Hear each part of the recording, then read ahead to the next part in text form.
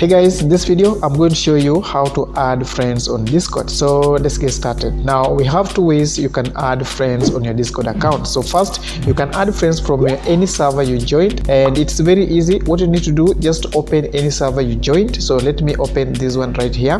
Then go to your left hand side. You'll see all members of that server will be listed here. You can click on any you want to add as your friends. For example, this one right here. So next, click on view profile of that person you want to add as your friend, and you'll be taken to the profile of that person. To add that person as a friend, you need to click on send a friend request. If that person accepts your friend request, you'll be able to add him or her as your friends on your Discord account. Another way, on your Discord account, you need to click on friends up here. Then on add friends, we have this blank space right here.